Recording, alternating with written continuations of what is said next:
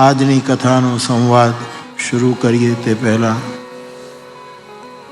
આ દેવભૂમિને પ્રણામ.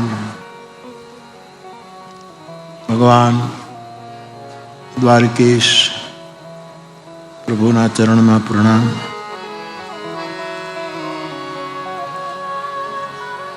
આપણા સનાતન વૈદિક ધર્મની એક પરમ પીઠ શારદા પીઠ,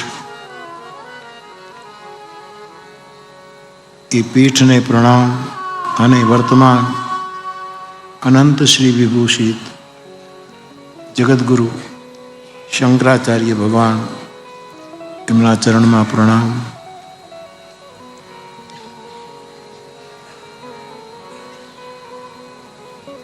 પૂજની પ્રેમ ભિક્ષુકજી महाराजની नाममयी चेतना को प्रणाम. कथाમાં ઉપસ્થિત સૌ પૂજ્ય ચરણોમાં મારા પ્રણામ. સમાજના વિવિધ ક્ષેત્રના અગ્રણીઓ, કલા ઉપાસકો, વિદ્યા સાધકો, નિમિત્ત માત્ર મનોરથી પરિવાર, આપ સૌ મારા શ્રોતા ભાઈ બહેનો, આપ સૌને વ્યાસપીઠથી મારા પ્રણામ. જય સિયારામ, જય દ્વારકાધીશ. બાપ ઉપનિષદના એક મંત્રથી પ્રશ્નો તો છે જ, જિજ્ઞાસાઓ છે, એમાં પ્રવેશ કરીશું, પરંતુ ઉપનિષદના એક મંત્રથી આજની કથાનો આપણે આરંભ કરીએ. જે મંત્ર ભગવાન શિવને પણ લાગુ પડે છે, જે મંત્ર ભગવાન રામને પણ લાગુ પડે છે, જે મંત્ર ભગવાન યોગેશ્વર કૃષ્ણને પણ લાગુ પડે છે, જે મંત્ર પરાંબા ભવાનીને પણ લાગુ પડે છે, જે મંત્ર વિષ્ણુ ભગવાનને પણ લાગુ પડે છે, જે મંત્ર સૂર્યને પણ લાગુ પડે છે, જે મંત્ર અથર્વ શીર્ષના ગણપતિને પણ લાગુ પડે છે, અને જે મંત્ર હનુમાનજીને પણ લાગુ પડે, જેમાં પરમ તત્વના 16 લક્ષણોનું વર્ણન છે.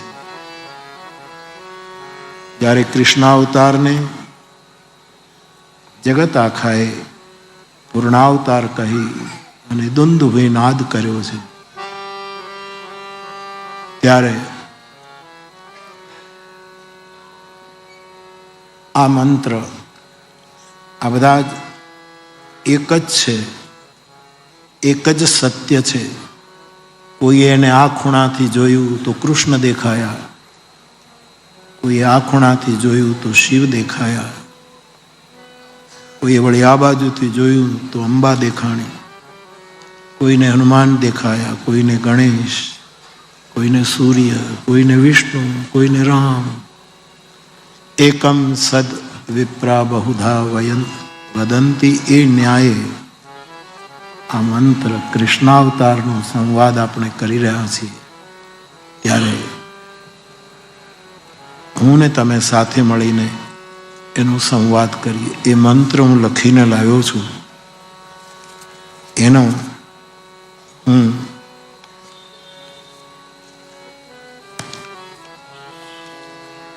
સંધિ કરીને અથવા તો વિભાગીકરણ કરીને આપની સામે મૂકું છું, અને બને તો સાંભળીને આપ બધા પણ આ મંત્રનું ઉચ્ચારણ થાય એવું કરીએ.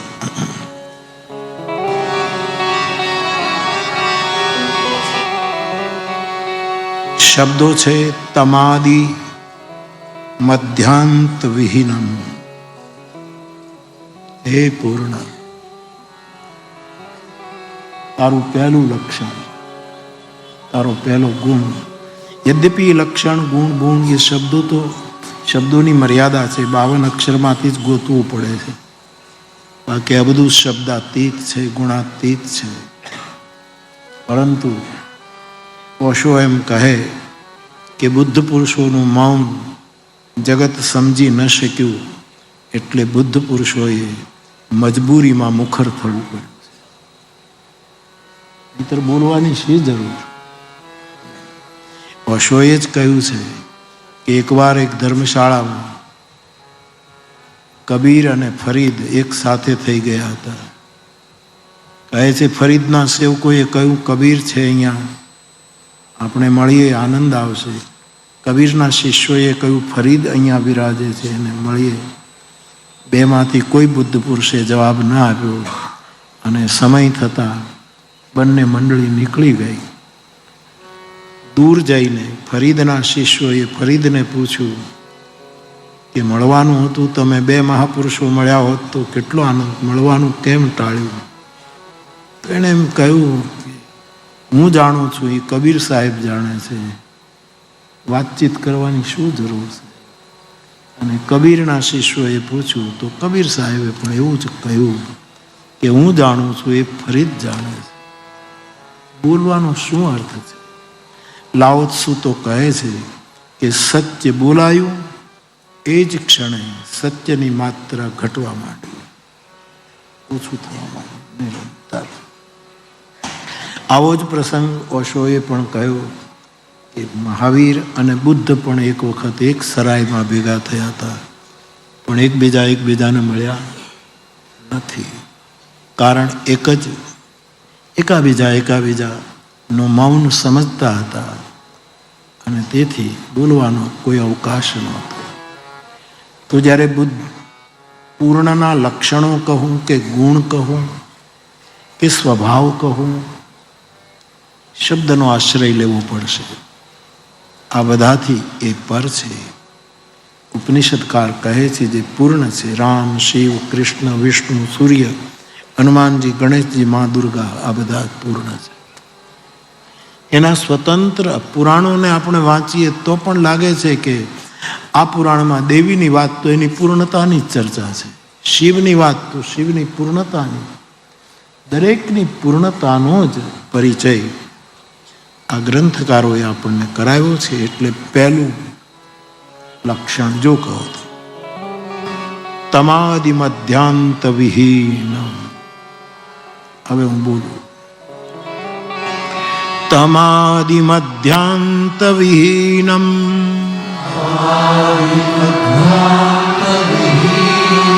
હે પૂર્ણ, તું આદિ મધ્ય અને અંતથી મુક્ત છો. રામ આદિ મધ્ય અંતથી મુક્ત છે, શિવ આદિ મધ્ય અંતથી મુક્ત છે, મા દુર્ગા સનાતન ધર્મના આ તમામ પરમ તત્વો આદિ મધ્ય અંતથી મુક્ત છે. આદિ અંત કો જાસુ ન પાવા, મતિ અંત નિગમ અસકાવા. તમાદિ મધ્યાંત વિહીનમ,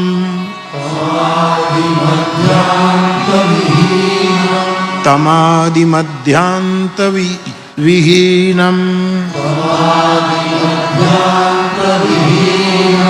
એકમ એકમ એકમ વિભુમ વિભુમ વિભુમ ચિદાનંદ રૂપમ ચિદાનંદ રૂપમ ચિદાનંદ રૂપમ અદ્ભુતમ અદ્ભુતમ અદ્ભુતમ ઉમા સહાયમ रमा सहायम सिया सहायम कोई पण राधा सहायम अनेक पाठ में આ ભેદ બતાવ્યો છે. ઉમા સહાયમ પરમેશ્વરમ પરમેશ્વરમ પ્રભુમ પ્રભુમ ત્રિલોચનમ ત્રિલોચનમ નીલકંઠમ નીલકંઠમ પ્રશાંતમ પ્રશાંતમ પ્રશાંતમ પ્રશાંતમ ધ્યાવા ધ્યાવા મુનિર્ગચ્છતિ મુનિર્ગચ્છતિ ભૂતયોનિમ ભૂતયોનિમ સમસ્ત સાક્ષિમ સમસ્ત સાક્ષિમ તમસ તમસ પરસ્તાત પરસ્તાત પરસ્તાત. આ જે સનાતન ધર્મના પરમ સ્વરૂપો છે આપણે ત્યાં રામ, કૃષ્ણ, શિવ, દુર્ગા, વિષ્ણુ, સૂર્ય આદિ આદિ, એ બધાની પૂર્ણતાને પ્રત્યે આપણને સંકેત કરે છે. કૃષ્ણ પૂર્ણ છે, કૃષ્ણ પરિપૂર્ણ છે, કૃષ્ણ પરમ પરિપૂર્ણ છે. આ ત્રણ ભાગમાં એને ગાવાની ઈચ્છા. એક તો એ પૂર્ણ છે જ, પણ પૂર્ણ કરતા પણ આપણે ત્યાં શબ્દ આવ્યો પરિપૂર્ણ, ઓવરફ્લો. એક ઘડામાં ભરેલું પાણી એના કાંઠાની મર્યાદામાં સમ રીતે છે એ પૂર્ણ છે, પણ એમાં વધારે પાણી આવે અને છલકાઈ જાય એ પરિપૂર્ણ છે. અને એ છલકતું પાણી જોઈને એ પરિપૂર્ણતા મહેસૂસ કરીને આપણી આંખમાંથી આંસુડા પડવા માંડે તો એ પરમ પૂર્ણ છે. આ એના સંકેતો છે. તેથી પરિપૂર્ણ પરમ પૂર્ણ વ્યાખ્યા થોડી ક્લિષ્ટ પડશે. એ તો 5-7 લોકોની વચ્ચે સંવાદ કરવા જેવી. લેકિન પૂર્ણ મદઃ પૂર્ણમિદમ પૂર્ણાત પૂર્ણમુદચ્યતે પૂર્ણસ્ય પૂર્ણમાદાય પૂર્ણમેવાવશિષ્યતે. એવા ભગવાન કૃષ્ણની પૂર્ણતાનું પહેલું લક્ષણ છે તમાદિ મધ્યાંત વિહીનમ. તમાદિ મધ્યાંત વિહીનમ. હે કૃષ્ણ, તું આદિ મધ્ય અને અંતથી મુક્ત છો. તારું કોઈ આદિ નથી. કાળગણ નામે યુગ સાપેક્ષે એ દ્વાપરમાં આવ્યા છે અવશ્ય, પરંતુ પૂર્ણ કૃષ્ણ, પૂર્ણાવતાર કૃષ્ણ આદિ મધ્ય અને અંતથી મુક્ત છે. ત્રેતામાં દ્વાપરમાં હતા તો આજ કળિયુગમાં નથી, છે ભાગવતના રૂપમાં છે. ઉદ્ધવને કહ્યું છે જાતે સમય કે હવે હું જાઉં છું અને મારા જવાની સાથે કળિયુગ પ્રવેશ કરશે. અહીંયા હું આમ ગયો, અહીંથી કળિયુગની એન્ટ્રી થશે. આ બંને ઘટના એક સાથે ઘટશે. અને ઉદ્ધવ એમ કહે કે આપ જાઓ અને કલી પ્રવેશ કરે પછી આ જગત કોનો આશ્રય કરશે? ત્યારે કહ્યું, હું મારું શ્રી, મારું બલ, મારું ઐશ્વર્ય, મારું કરતુમ અકર્તુમ અન્યથા કરતુમ સમર્થ જે કંઈ છે મારી પૂર્ણતા, એ બધું જ હું શ્રીમદ ભાગવતજીમાં પધરાવીને જઈશ. એટલે દ્વાપરમાં એ હતા, આજ ભાગવત રૂપે આપણી પાસે છે.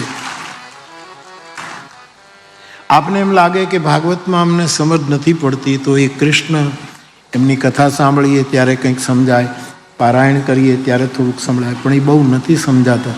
પણ અમને એ સૂક્ષ્મ રૂપે ભાગવતમાં વસતા કૃષ્ણ ન સમજાય તો કૃષ્ણ અત્યારે છે કયા દ્વારકાધીશના રૂપમાં હાજરા હજૂર છે.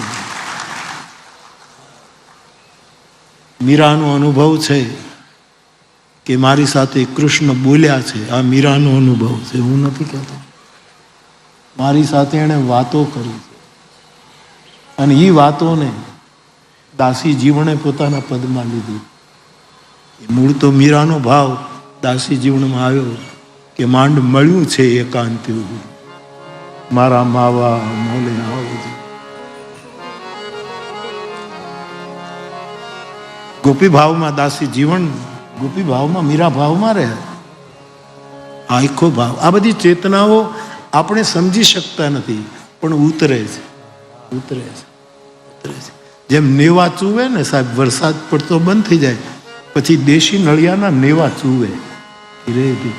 એમ અવતારો જતા રહે ને ત્યારે સાધુ સંતોના રૂપમાં નેવા ચૂવે છે સાહેબ, ધીરે ધીરે ધીરે, ટપક ટપક પાણી. અને એ પાણીમાં મોટા મોટા નથી નાતા, છોકરાઓ નાય છે. એ પાણીમાં વિદ્વાનો નથી નાહી શકતા, નિખાલસ સાધુઓ જ નાહી શકે, એને એન્જોય કરી શકે. એ જે વરસાદ છે ટપક ટપક નળિયા ચૂવે છે, નેવા ચૂવે. એટલે કાલે પણ મેં કહ્યું કે જગતગુરુ કહે છે પાંડિત્ય જ્યાં સુધી બાલ્ય ભાવમાં નહીં આવે ત્યાં સુધી મુક્તિનો માર્ગ નહીં ખુલે. પાંડિત્યની સાથે બાલ્ય ભાવ, સહજતા આવવી જોઈએ. તો આ ભાવો આવ્યા, ગંગા સતીમાં આ ભાવો આવ્યા, આ બધા મીરાના ભાવો છે, એનામાં ઉતર્યા. એટલે દાસી જીવન કહે છે મારે નાનપણની પ્રીતુ, મારી બાળાપણની પ્રીતુ. જન્મ જન્મ કી દાસી મીરા બોલી છે, બરસાનો મેરો ગામ. હું આજકલની નથી,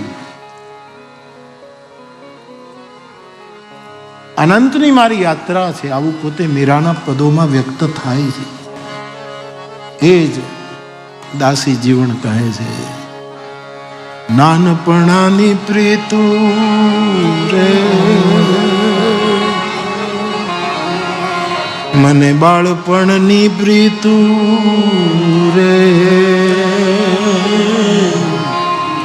માવા મોલે આવજો,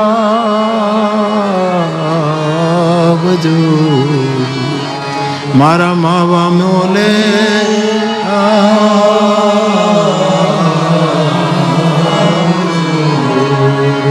આજ માંડ મળી છે એકાંત્યું રે, માંડ મળી છે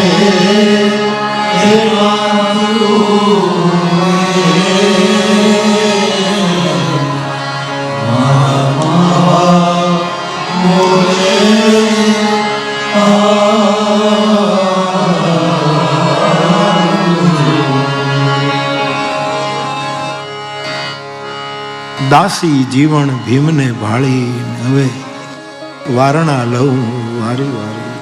દાસી ભાવ છે.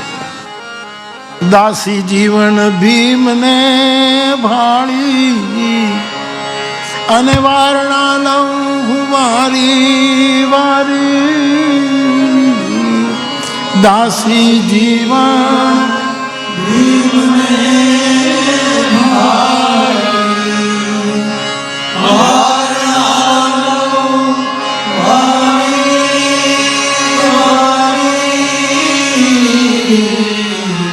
અમારી ગરીબી ગવાણી રે,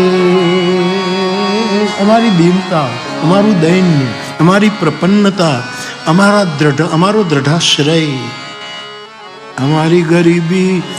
ગંગા સતી કહે છે ભક્તિ કરવી એને રાખ થઈને, એને રાખ થઈ જાય. ગરીબી ગવાણી રે, મારા માવા મોલે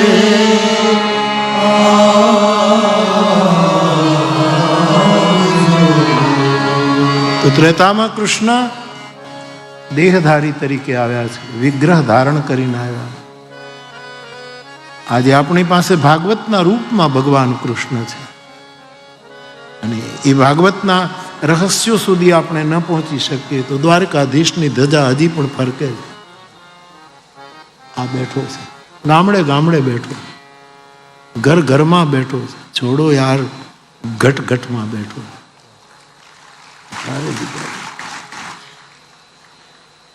નીતિનભાઈ વ્યાસપીઠની સેવા કરે છે.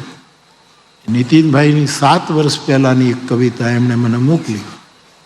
આજે રવિન્દ્ર પારેખ સાહેબની એક કવિતા આવી છે, એમણે દ્વારકા અને એના સંદર્ભે એક કવિતા. તુષારભાઈનો પોતાનો સદભાવ વ્યાસપીઠ તરફનો એમણે પણ એક ઘટના. સ્નેહી પરમારે પણ એક કવિતા મોકલી છે.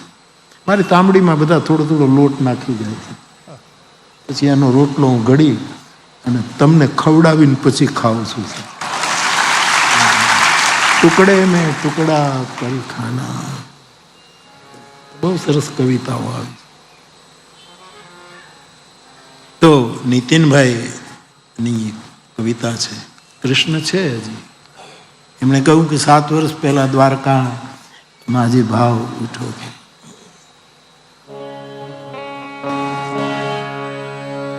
સતત સાદ દેતી, ચોપાઈના રાગમાં ગાયું. વ્યાસપીઠની સેવા કરે છે ને એ રાગમાં ગાયું. સતત સાદ દે, સાદ આપે છે આપણને, સાદ પાડે છે.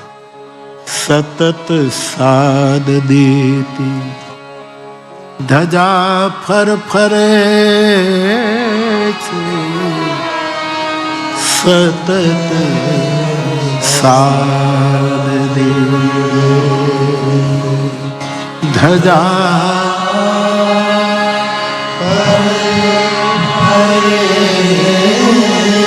આપણને બોલાવે છે 52 ગજની ધજા કે હું અહીંયા છું, મારું આદિ મધ્ય અંત નથી. દર્શક દાદા મનુભાઈ પંચોળી કહેતા કે મનને દોરે એનું નામ મંદિર. દર્શકની વ્યાખ્યા. એ ધજાની જે અણી છે એ આપણને અડે છે કે હું અહીંયા છું, હું અહીંયા છું. ચારે બાજુ ફરફરે, અને જે ફરફરે એને ધજા કહેવાય, ફફડે એને ધજા ન કહેવાય.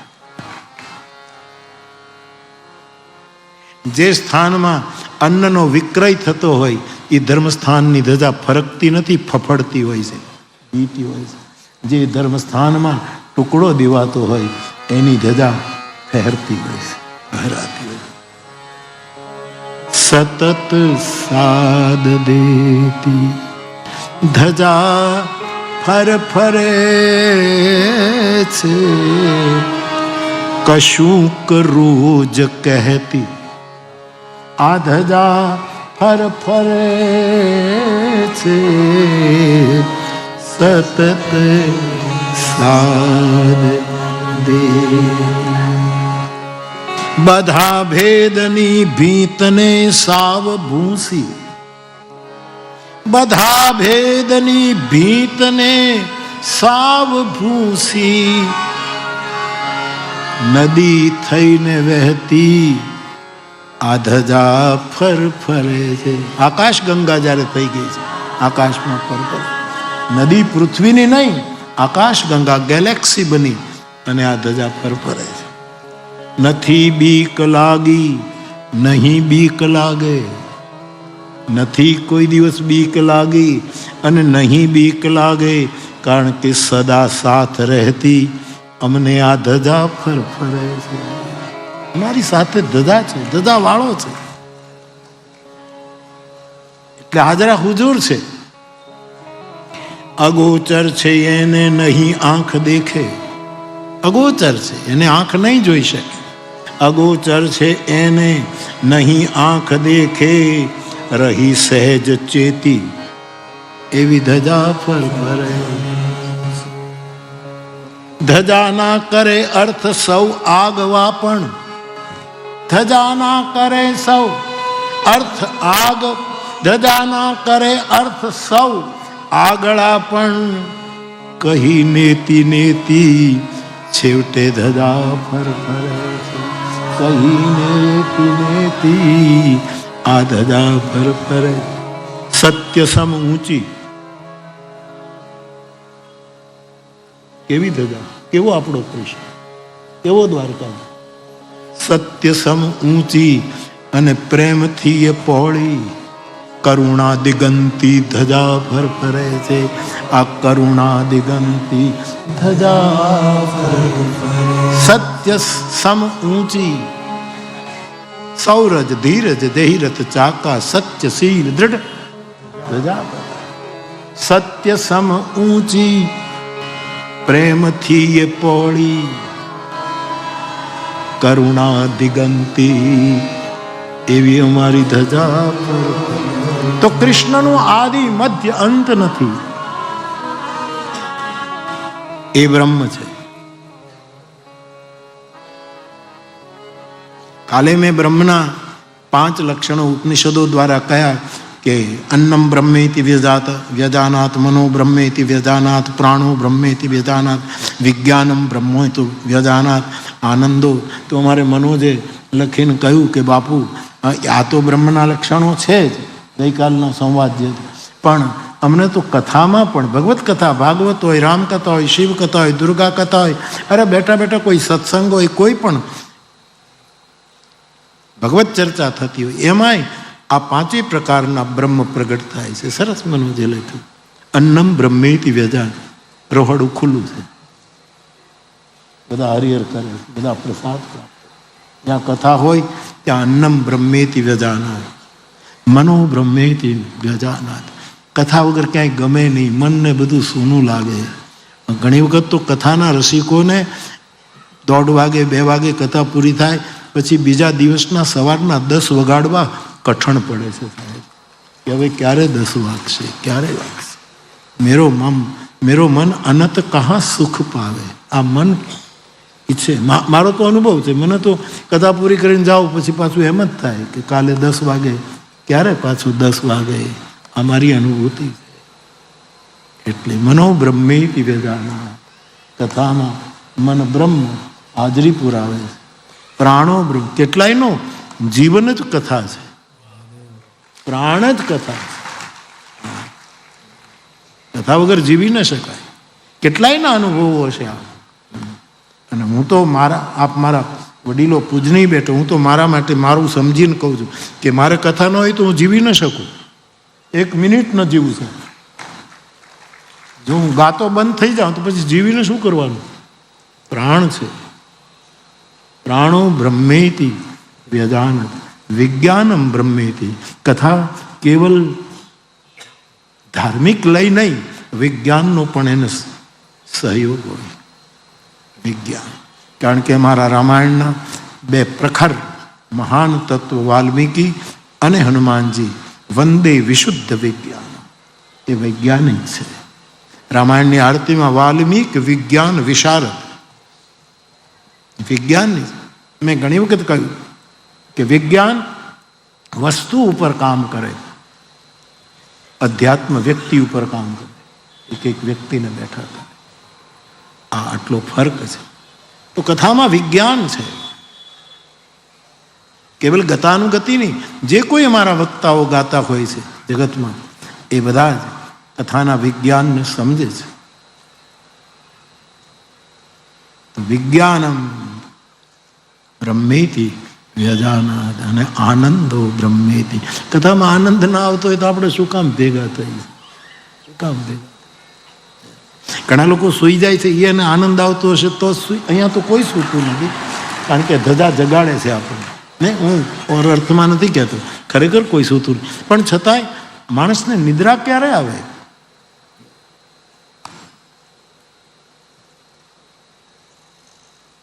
માણસ પ્રસન્ન છે અને વિશ્રામ છે. આનંદો બ્રહ્મેતિ વ્યજાનાત. તો સત્ય સમ ઊંચી, પ્રેમથી એ પહોળી, કરુણા દિગંતી આ ધજા. તો કૃષ્ણ છે, કૃષ્ણ છે. તમારા ઘરનું નાનું બાળક, હજી 2 દાંત આવ્યા છે, ખાલી તમે એની સામે જરાક જુઓ, ટચ કરો, ત્યાં તમારી સામે નિર્દોષ હસે છે. એ કૃષ્ણ નથી તો બીજું કોણ છે?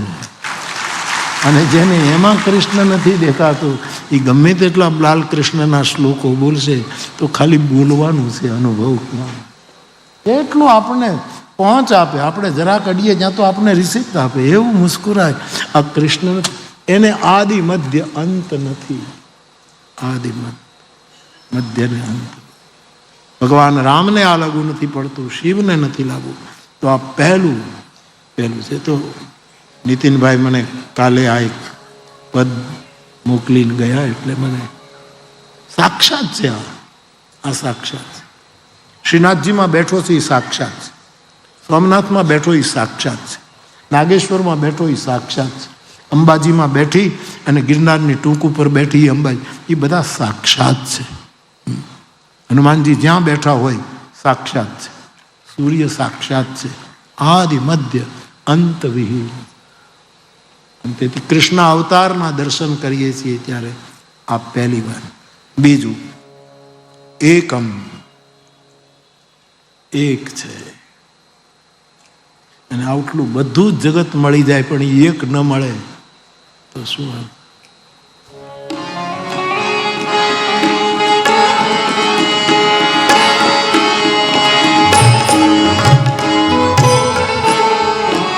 એક મળવો જોઈએ, એક અનેક શું જરૂર?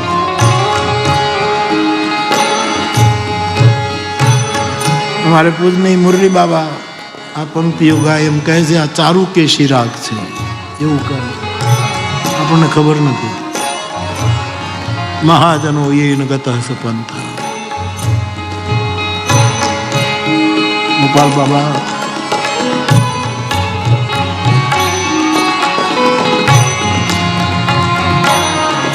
એક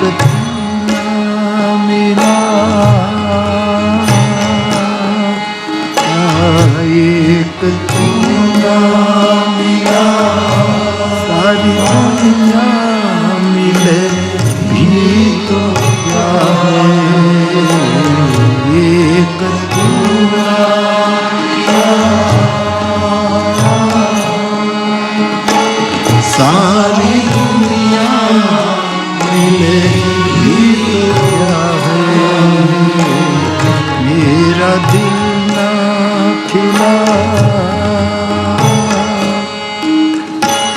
मेरा सारी बगिया खिले एक चूड़ा मिला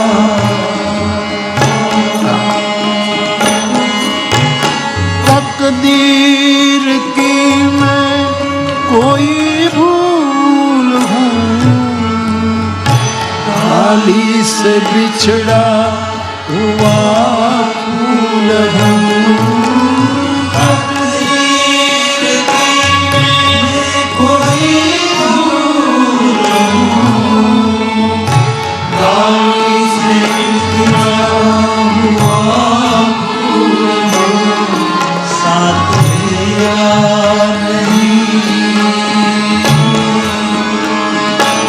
साथ तेरा नहीं, संग दुनिया तेरी तो क्या है,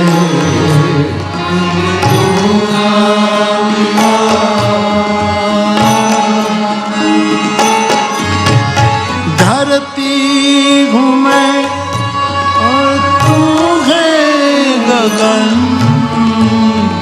होगा कहाँ तेरा मेरा धरती हुए और तू होगा कहाँ तेरा मेरा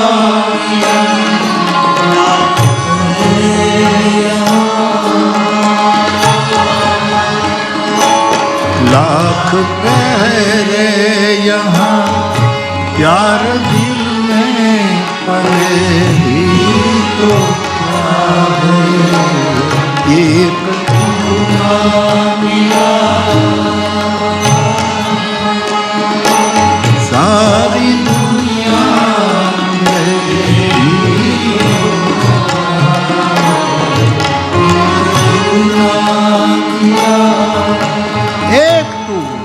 પરમ તત્વ એક છે. એક રામ ઘન શ્યામ હિત ચાતક તુલસીદાસ. એક છે, એકમ. આપણા સનાતન ધર્મના પરમ તત્વોના જે વિગ્રહો છે અથવા તો એનું સાત્વિક તાત્વિક જે દર્શન છે એ એક છે, જે પૂર્ણતા પ્રતિ આપણને પરિચય કરાવે છે. વિભુ, વિભુના ઘણા અર્થો શબ્દો. વિભુનો એક અર્થ છે વ્યાપક, વિભુમ વ્યાપકમ. રુદ્રાષ્ટકમાં આ શબ્દ જોડ્યા છે. વિભુમ વ્યાપકમ બ્રહ્મ વેદ સ્વરૂપમ. વિભુ એટલે બહુ જ ફેલાયેલું, બહુ જ વ્યાપક વિભુ. અને એટલે જ વિભુ પરથી એક શબ્દ આવ્યો વિભૂતિ. વિભુ એટલે પ્રભુ અને એની વિભૂતિ. અને તેથી ગીતામાં કહે મારી વિભૂતિનો અંત નથી, એટલું એ વ્યાપ્ત છે. નામ તો સ્તી, આમ કહીને વિભૂતિને અનંત બતાવી. તું વિભુ છે.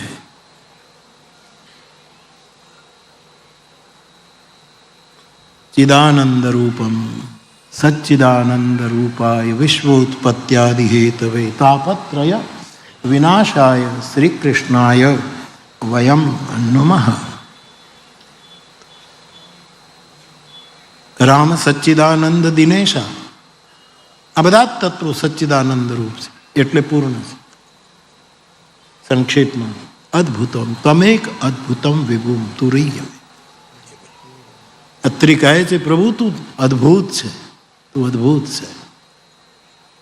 પરમાત્મા અદ્ભુત છે. કાવ્યના નવરસ છે, નવે રસ પરમાત્માને લાગુ પડતા હોય છે. અને છેલ્લે શાંત છે, શાંતાકારમ. અદ્ભુત રસ એની અંદર રોપાય. પ્રભુ તું અદ્ભુત છે. તારી કથા અદ્ભુત હોય તો તું કેવો અદ્ભુત હશે, કલ્પના કર તારી કથા. સમર્થ રામદાસજી કહે છે કે બડા ચાંગલા નામ રઘુનાયકા ચા. બડા ચાંગલા નામ મુનિ નાયકા ચા. વાલ્મીકીજીને યાદ કર્યા. કેવું મોટું નામ છે વાલ્મીકી. બડા ચાંગલા નામ કથા ગાયકા ચા. તું અદ્ભુત છે, તું અદ્ભુત. એક જ શબ્દ નીકળે છે, અદ્ભુત. પૂર્ણતા પ્રતિસંકે અદ્ભુતમ ઉમા સહાયમ, રમા સહાયમ, સિયાસમા સહાયમ, લક્ષ્મી સહાયમ, રાધા સહાયમ, સિયા સહાયમ. તું પૂર્ણ છે. પરમેશ્વર, પરમેશ્વરનો અર્થ થાય છે ઈશ્વરનો પણ ઈશ્વર. આ શબ્દનો આજે ઘણા લોકો સનાતન ધર્મનું ખંડન કરવામાં ઉપયોગ કરે છે કે પરમેશ્વરના પરમેશ્વર, બીજો કોઈ નહીં, એવી બધી વાતો થતી હોય. પરમેશ્વર કેવલ પરમાત્મા જે પૂર્ણ એને લાગુ. ઈશ્વરનો પણ ઈશ્વર, પરમ ઈશ્વર પરમેશ્વર એ તું છે. પરમેશ્વરમ પ્રભુ, પ્રભુ એટલે સમર્થ. તારા જેવો કોણ સમર્થ? તું ચાહે એ કરી શકે. પ્રભુનો અર્થ જ સમર્થ. કરતુમ અકર્તુમ અન્યથા કરતુમ સમર્થ પ્રભુ, શાસ્ત્ર કહેતા. પ્રભુની આ વ્યાખ્યા. તું બધું જ કરી શકે, ધારે તે કરી શકે, બધું જ કરી શકે એવું તું છે. એટલે પૂર્ણ છે.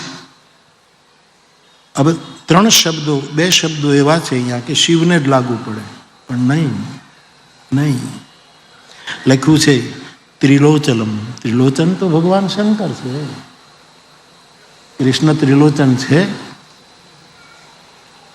કોઈ પણ વ્યક્તિને ત્રીજી આંખ હોય છે. જે શિવમાં છે એ બધા જીવમાં પણ હોય છે. એની ખુલી ગઈ, આપણી હજી ખુલી નથી. આટલો જ ફરક છે. કૃષ્ણ પણ ત્રિલોચન છે. અને સાહેબ આ બે આંખે ભગવાન કૃષ્ણ ક્યારેક આંખ કભી હસતી, કભી રોતી, કભી મુસ્કુરાતી. આંખના કેટલાય પ્રકાર રાજકૌશિકે બતાવ્યા. ભગવાન કૃષ્ણનું એક ત્રીજું નેત્ર છે, તે એમણે દુર્યોધનને બતાવ્યું. સભામાં જ્યારે વિરાટ રૂપ ધારણ કર્યું અને સ્નેહ રશ્મિકારે એને દિનકરજીએ કહ્યું છે કે દુર્યોધન દેખ મુજે, અને એ વખતે જે ત્રીજું નેત્ર, ભગવાનની ભયાનકતા, ભગવાનના એ જે દિવ્ય સ્વરૂપ, પેલું વર્ણન, ત્રિલોચન, કૃષ્ણ ત્રિલોચન છે.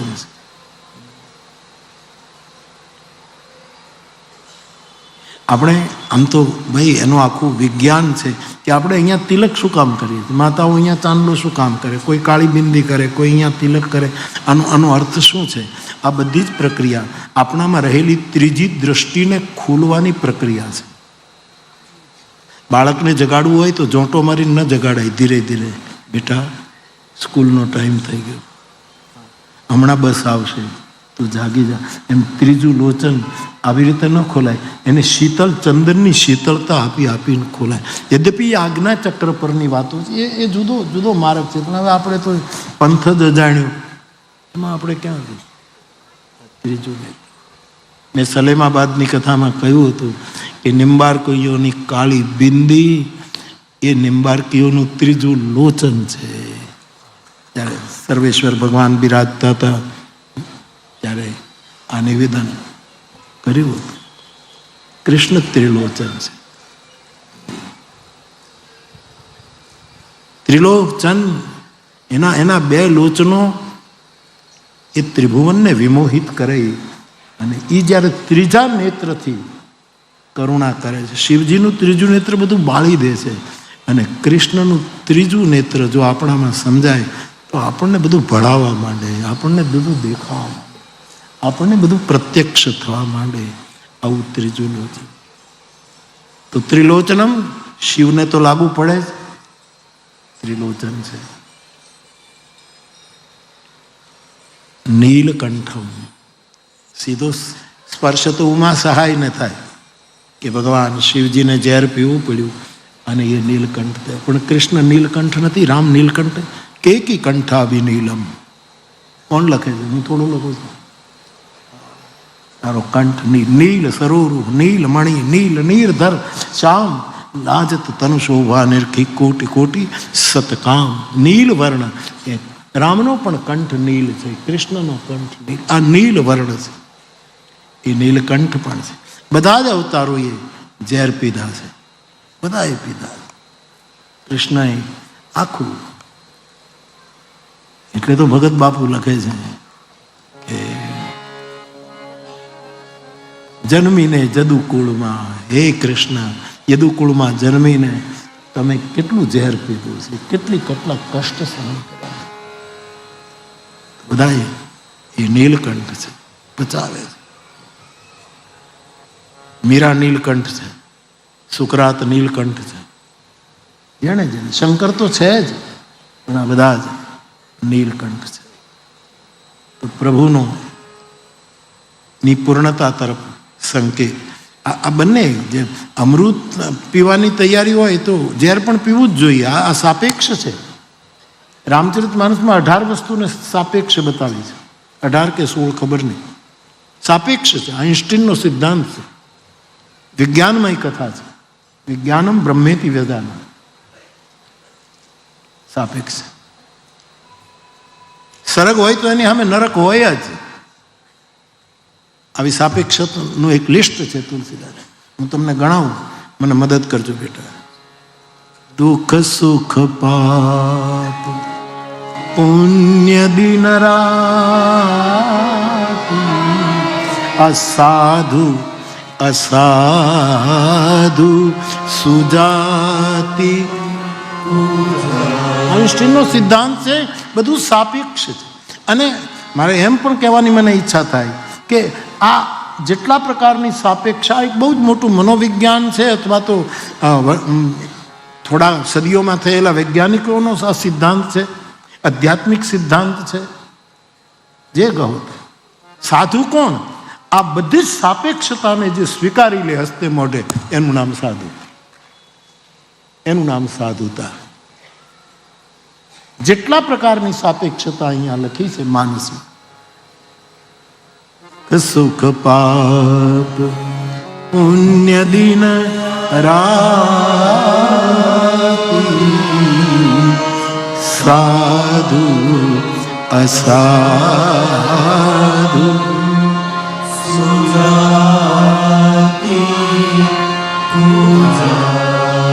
સુખ અને દુઃખ સાપેક્ષ છે, સિક્કાની બે બાજુ છે.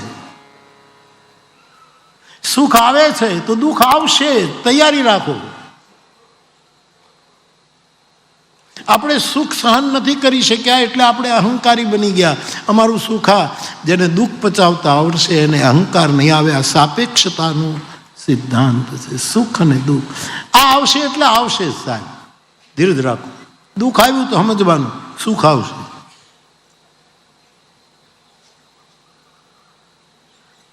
સુખ થોડી વાર ચાદર ઓઢીને સૂઈ જાય છે ત્યારે આપણને એમ થાય છે કે સુખ આવ્યું, પણ સુખ પાછો ધાબળો ઓઢીને સૂઈ જાય ત્યારે આપણને એમ થાય દુઃખ. આ સાપેક્ષ છે. અને આ તમામ દ્વૈતને હસ્તે મોઢે સહન કરે એનું નામ સાધુ. કેટલા તુલસીદાસજીનું મનોવિજ્ઞાન તો તમે જુઓ સાહેબ. હું ભણ્યો નથી, મારું ભણતર કાચું છે, 3 વખત મેટ્રિકમાં નાપાસ થયો છું, પણ ગાંડો નથી કે હું આ રામાયણ લઈને ગામડે ગામડે ફરું. કારણ કે આ વિશ્વનું અંતિમ શાસ્ત્ર છે અત્યારે. આના પછી જરૂર પડશે તો બીજા શાસ્ત્રો આવશે, પરંતુ આખરી શાસ્ત્ર છે રામચરિતમાનસ. એવું વ્યક્તિગત મારું દ્રઢ માનવું છે. આપ સ્વીકારો ન સ્વીકારો એની સાથે મને કોઈ તકલીફ નથી, પણ હું માનું છું. કેટલા જણા આની આરતી ઉતારે છે એના ઉપરથી કલ્પના કરો. કેવું આ શાસ્ત્ર. ગાવત બ્રહ્માદિક મુનિનારદ બાલ્મીક વિદ્યાન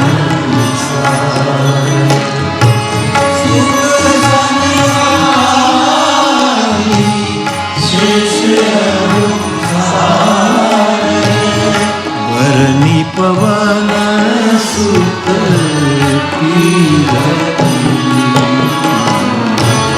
આરતી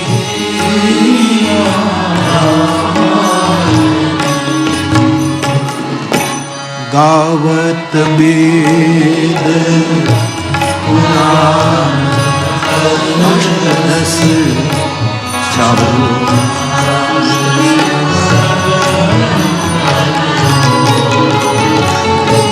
મુનિ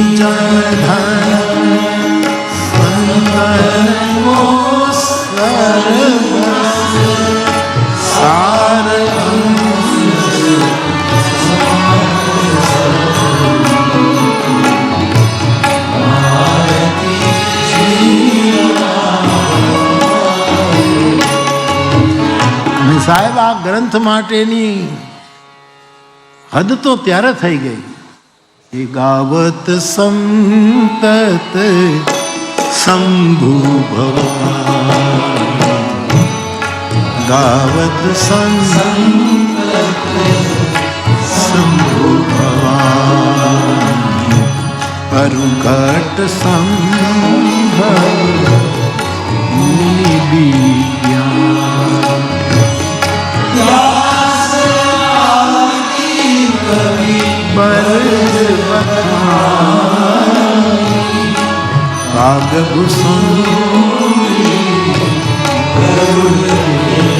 કોઈ બાકી રહ્યા? આ તમે આખું લિસ્ટ તૈયાર કરો. કોઈ બાકી છે મને બતાવો.